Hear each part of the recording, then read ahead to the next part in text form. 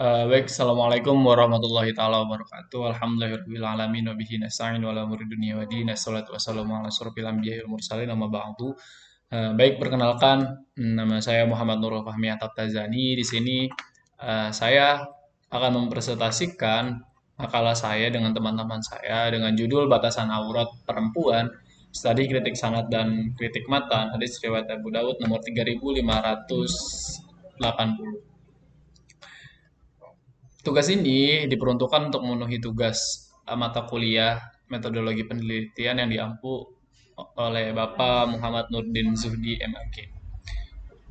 Di sini saya bersama empat teman saya, yaitu ada tiga teman saya lainnya, yaitu Dandi Rizaldi, kemudian Mualudin, dan Elin Uktiani. Sebelum beranjak kepada pembahasan lebih lanjut, saya sedikit akan menjelaskan tentang pendahuluan atau latar belakang dari makalah ini.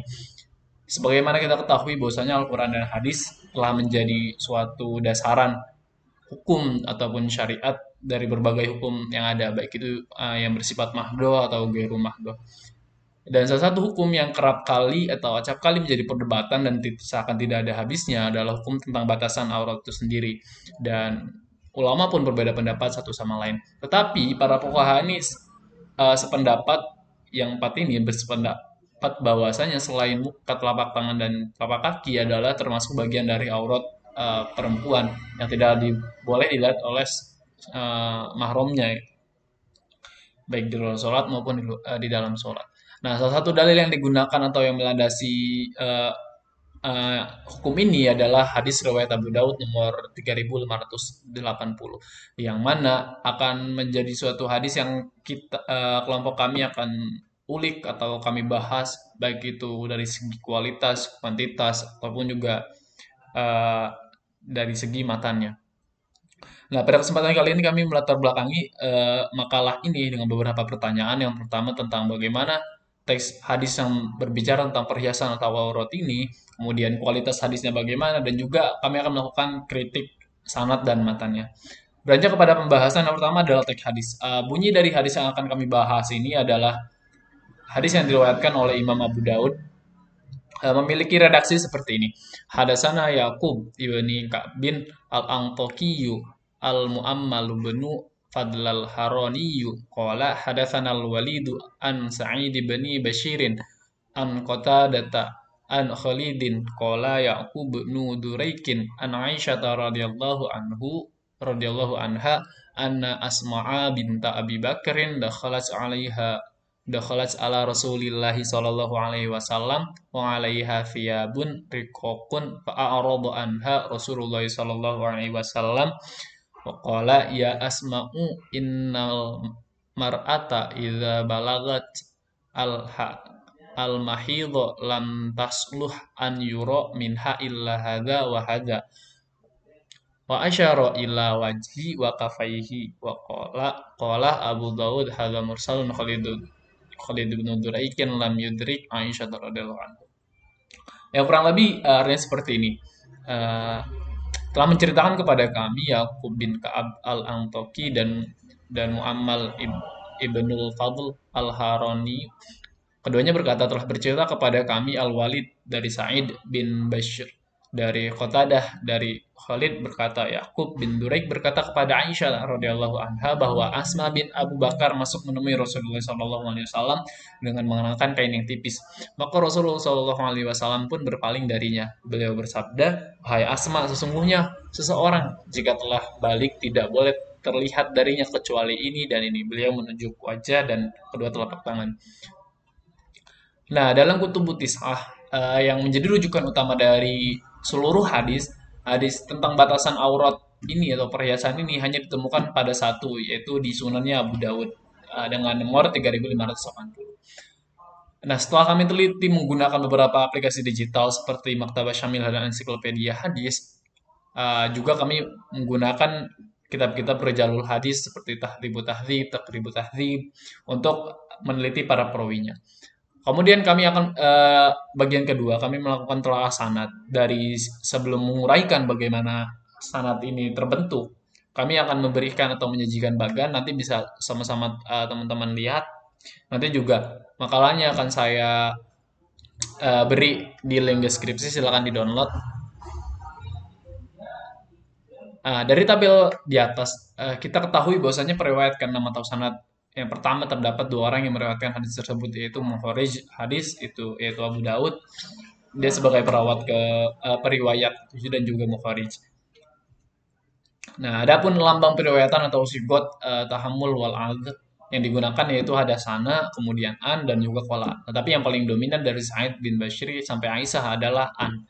Nah, dengan demikian dalam periwayatan hadis tersebut pula terdapat perbedaan metode periwayatan yang digunakan dalam periwayatan sanad tersebut.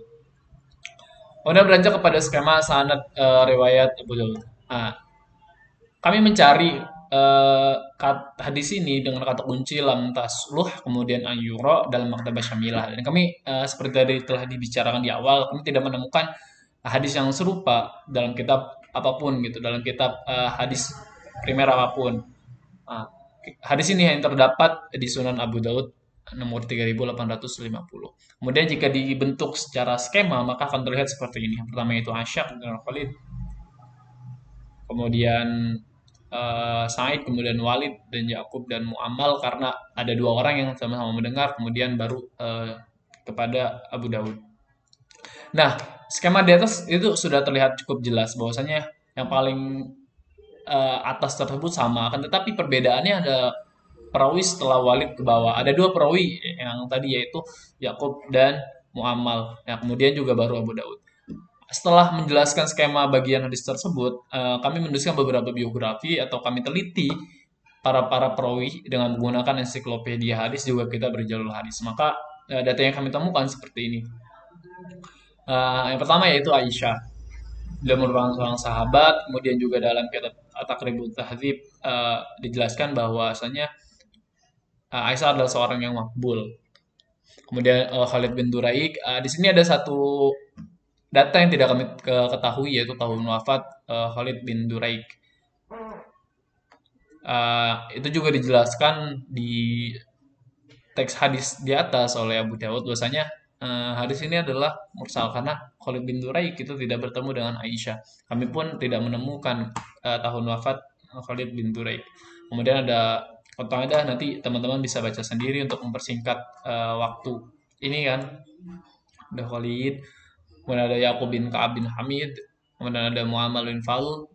Nah, dari periwayatan di atas atau dari data yang kami himpun, ada dua orang yang tahun wafatnya tidak ketahui, yaitu Yaqub bin Ka'ab bin Hamid dan juga Khalid bin Duraik. Tetapi tadi dijelaskan di teks hadis tersebut mursal karena Khalid bin Duraik tidak bertemu dengan Aisyah. Abu Daud berkata seperti itu. Kemudian setelah beranjak kepada skema dan juga teks, kita tiba pada bagian tentang kritik sanad. Ada beberapa ketentuan ketika kita mengkritik suatu sanad untuk menunjukkan kesohihan sebuah hadis tersebut. Yang pertama itu ada itu solu sanad,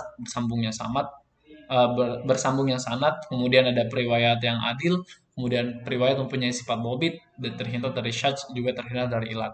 Nah, pada bagian kali ini kami akan mencoba meneliti tentang kualitas riwayat, analisis ketersambungan sanad, juga meneliti kemungkinan adanya syadz ataupun ilat.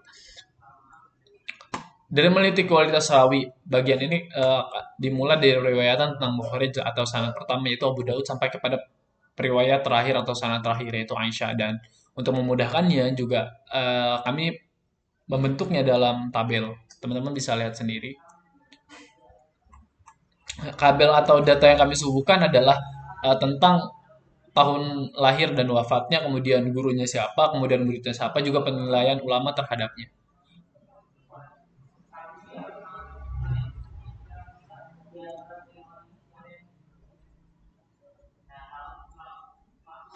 Secara garis keseluruhan memang kualitas para perawi ini sikoh. Tetapi ada beberapa yang mendoifkan, yaitu Sa'id bin Bashir. Di antaranya Ahmad bin Hambal itu mendoifkan beliau, Sa'id bin Bashir. Kemudian juga ada Ibnu Hajar al-Asqalani, beliau juga mengatakan bahwa doif. Tetapi Az-Zahabi beliau mengatakan bahwa Sa'id bin Bashir ini adalah seorang yang hafid. Dari pemaparan mengenai data periwayatan dari jalur Abu Daud, dari sahabat Aisyah, semua periwayat mendapat predikat sikoh dari ulama. Nah, kecuali Said bin Bashir tadi. Beliau mendapat beberapa tanggapan negatif dari para ulama, yaitu Ibnu Hazar yang mengatakan bahwa beliau dhaif, juga Ahmad bin Hambal mendhaifkannya. Kita beranjak kepada kritik matan. Nah, sebagaimana layaknya lumrahnya para peneliti hadis, tentu tidak bisa mengesampingkan. Ada beberapa kecenderungan ya jika kita lihat di awal-awal, bahwasanya keilmuan hadis itu sendiri itu condong kepada kritik sanad gitu. Kritik matan baru populer belakang-belakangan ini gitu. Tidak sepopuler kritik sanad. Ini juga yang beberapa dikritik oleh ulama tentang bagaimana memperlakukan meneliti suatu hadis tidak hanya berfokus kepada sanadnya tetapi juga kepada matannya. Oleh karenanya di bagian kali ini kami akan menyuguhkan kritik matannya. Nah, menurut Salahuddin Al-Adlabi, tolak ukur kritik matan itu setidaknya ada empat. Yang pertama, susunannya pernyataannya itu menunjukkan kecirian sabda Nabi, kemudian tidak bertentangan dengan petunjuk Al-Quran, kemudian juga yang ketiga, tidak bertentangan dengan hadis atau sirah Nabi Shallallahu Alaihi Wasallam, dan yang keempat, tidak bertentangan dengan akal sehat, indera, dan fakta sejarah. Kemudian, eh, bagaimana kualitas hadis dari sisi matan hadis dari sisi kualitasnya? Karena kami tidak menemukan jalur periwayatan lain yang menguatkan, karena hadis ini telah disebutkan di awal bahwa hadis ini itu mursal, dan juga tidak ada hadis-hadis lain yang menguatkan dalam artian hadis yang berbicara spesifik langsung kepada tentang batasan-batasan aurat tadi. Sebenarnya hadis yang berbicara tentang aurat itu banyak, tapi yang berbicara tentang batasan aurat dari mana ke mana, apa saja itu tidak kami temukan. Oleh karenanya kami menyatakan bahwasanya hadis ini doif. Kemudian bagaimana susunan lafalnya juga kami tidak menemukan pada hadis lain, tetapi kami akan coba mengkomparasikan dengan Al-Quran. Karena sebagaimana di awal dibicarakan tadi, bahwasanya salah satu tolak ukur bahwa kritik matan adalah hadisnya atau matan yang tidak bertentangan dengan Al-Quran.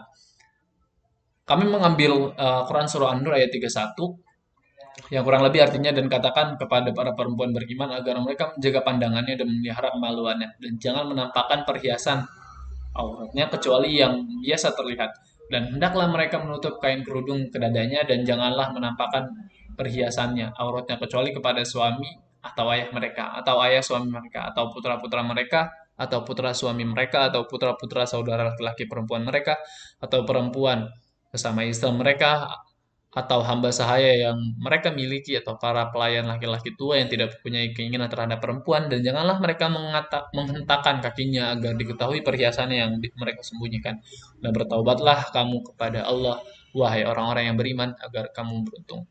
Allahumma rahmna bil Quran. Nah, dari ayat tersebut sudah jelas sebetulnya wanita dianjurkan untuk menutup aurat kita dari laki-laki yang bukan mahram kita. Di atas juga dijelaskan bagaimana siapa-siapa saja yang boleh melihat aurat. Nah, jadi untuk itu hadis dari Abu Daud dan ayat Al-Quran di atas tidak memiliki ketersambungan makna atau korelasi antara satu sama lain. Yang mana keduanya sama-sama membahas mengenai aurat perempuan yang harus dijaga dan ditutupi oleh perempuan. Nah, ini menunjukkan bahwasanya hadis ini tidak bertentangan dengan Al-Quran sama sekali. Kemudian disimpulkan dari hasil penelitian matan kami, hadis ini yang diriwayatkan oleh Abu Daud ini doif, tetapi memiliki maksud yang sama dengan ayat Al-Quran yang membahas mengenai aurat yang harus dijaga dan juga ditutupi sebagaimana dalam ayat Al-Quran di atas. Kemudian bagaimana kontekstualisasi hadis ini dengan era sekarang? Bagaimana hadis ini hidup atau hadis ini mempunyai makna di era kontemporer sekarang? Ini kami bahas pada bagian terakhir dari makalah ini dengan subjudul yaitu konteks hadis di era kontemporer. Tujuan aurat itu adalah untuk menghindari fitnah. Karena itu sebagian ulama diantaranya Ibnu Khawaiz Al-Mandad menjelaskan bahwasanya menjadikan ijtihadnya bahwa bagi wanita yang sangat cantik, wajah dan telapak tangannya pun dapat menimbulkan fitnah apabila tidak sehingga wajib untuk menutup wajah dan tangan itu. Dan memahami hadis ini kita perlu penulis atau kami mencoba menggunakan teori hermeneutiknya Yusuf Qaradawi dengan spesifikasi tematis komprehensif. Teori ini kenapa kami pilih? Karena kami sendiri menemukan banyak hadis yang berbicara tentang tema yang sama. Kemudian Teori hermeneutik ini juga kami gunakan sebagai analisis dari hadis ini. Nah, harapannya kami akan atau penulis atau juga mungkin penonton pendengar akan sampai kepada pemahaman yang komprehensif mengenai suatu hadis. Al-Qaradawi sendiri berpendapat bahwa sunnah itu memiliki tiga karakteristik. Yang pertama komprehensif, kedua seimbang, yang ketiga memudahkan menyasar. Nah, dari ketiga tersebut seseorang bisa memahami sunnah secara utuh. Jadi kita tidak bisa memahami sunnah hanya misalkan menyeimbangkan antara satu sunnah dengan sunnah yang lain tanpa melihat bagaimana keseluruhan dari suatu teks hadis itu bisa timbul, yaitu sisi komprehensifnya juga. Nah, hal ini yang coba kami bahas atau menjadi dasaran kami menulis kritik matan ini. Nah, walaupun batasan aurat tentang batasan aurat hanya kami temukan dalam hadis riwayat Abu Daud, tetapi banyak hadis yang berbicara lain. Salah satunya adalah tanggapan Aisyah atau hadis yang diriwayatkan oleh Aisyah ketika menanggapi ayat Al-Quran yang turun, ayat An-Nur yang tadi kami sebutkan. Eh, Kurang lebih begini redaksinya. Dan hendaklah mereka menutup kain kerudung ke dadanya, maka Aisyah radhiyallahu anhu berkata, maka mereka langsung mengambil sarung-sarung mereka dan menyobekannya dari bagian bawah lalu menjadikannya sebagai kerudung mereka. Tentu ada beberapa yang harus patut kita pertanyakan dan kita garis bawahi. Salah satunya adalah kerudung. Ya, kerudung yang dimaksud. Nah, apakah secara keseluruhan sama dengan yang ada sekarang atau yang kita pakai sekarang atau yang teman-teman perempuan pakai sekarang? Apakah pakaian atau kerudung yang dimaksud dalam teks di atas tadi sama dengan yang kita kenakan sekarang? Karena kami melihat di era sekarang ini berbagai macam model dan bentuk kerudung itu tidak hanya sebagai penutup aurat, tapi bertransformasi sebagai tren berpakaian itu sendiri. Nah, kemudian jika kita ingat-ingat lagi tentang konsep bagaimana maqasidus syariahnya Yusuf Qardawi antara membedakan sarana dan juga tujuan, kami menelisik atau kami menduga bahwasanya menutup aurat menutup aurat tubuh perempuan dengan kerudung itu adalah bagian dari sarananya dan dijauhkan dari fitnah itu adalah tujuannya. Dari esensi dari kenapa Rasulullah SAW kenapa Rasulullah itu melarang atau menyuruh kepada kaum perempuan untuk menutup seluruh tubuhnya kecuali muka dan wajah karena ingin menjauhkannya dari fitnah. Jika kita melihat kepada histori ataupun sosiologis dari kaum Arab ketika itu, di mana libidonya lebih tinggi, mohon maaf, libidonya lebih tinggi, rawan-rawan sekali terjadi pelecehan terhadap perempuan. Oleh karenanya Rasul mengatakan ya seperti hadis tadi itu. Jadi yang dikatakan Rasul bahwasanya wanita harus menutup seluruh tubuhnya kecuali wajah dan kedua telapak tangan. Ini sebuah sarana menutup seluruh tubuh kecuali wajah dan telapak tangan adalah sebuah sarana untuk mencapai tujuannya. Apa tujuannya terjauh dari dijauhkan dari fitnah. Kemudian jika kita balik lagi kepada era sekarang, eh, bentuk pakaian perempuan itu bermacam-macam mulai dari yang sangat longgar sampai dengan sangat ketat. Nah, kemudian timbulkan pertanyaan atau bagaimana hukumnya jika wanita memakai pakaian ketat? Ya, secara lohiri ya memang eh, menutup aurat gitu. Menutup aurat karena menutup seluruh tubuhnya gitu kecuali muka dan telapak tangan. Tapi apakah secara tekstual memang menutup batasan aurat, tapi secara tujuan atau esensi apakah itu menjauhkan dari fitnah? Nah, ini yang menjadi pertimbangan ulang bagi bagaimana hukum berpakaian ketat. Mungkin itu bisa dibahas di lain waktu atau mungkin kalau teman-teman ada yang pengen diskusi tentang itu bisa kita bahas bareng-bareng atau uh, kita diskusi bareng. Kemudian seperti itu makalah yang bisa kami sampaikan. Kemudian kesimpulan yang kami hasilkan dari sini adalah bahwasanya hadis ini itu mursal ataupun doib karena pada riwayat yang kelima seperti tadi di awal dijelaskan Khalid bin Duraik belum bertemu dengan Aisyah radhiyallahu anhu. Kemudian juga dari sisi matan kami tidak menemukan hadis yang lain yang berbicara spesifik tentang batasan aurat perempuan. Tetapi kami menemukan hadis yang sama dalam tema yang sama tapi tidak berbicara tentang batasan-batasan aurat perempuan gitu. Kami juga menyimpulkan bahwasanya ternyata menutup aurat itu hanya sebagai sarana dan tujuannya jika menggunakan maqasid syariah adalah menjauhkan dari fitnah. Mungkin hanya itu yang bisa kami sampaikan. Nah, ke depannya harapan kami sungguh masih banyak sekali kekurangan dalam makalah ini. Tentu menyarankan kepada peneliti selanjutnya untuk menggunakan referensi kitab ilmu rijalul hadis yang lebih mendalam lagi agar sampai kepada data atau menemukan data tentang wafatnya dua orang yang tadi tidak kami temukan. Juga kepada kritik sanadnya kami menyarankan agar membahasnya secara lebih umum lagi karena kami secara lebih spesifik lagi gitu karena kami hanya membahas tentang bagaimana kontekstualisasi hadis ini di era sekarang hanya secara umumnya. Mungkin hanya itu yang bisa kami sampaikan. Mohon maaf apabila ada kekurangan, tentu pasti ada. Akhirul kalam. Wallahu muwaffiq ila aqwamit thoriq. Wassalamualaikum warahmatullahi wabarakatuh.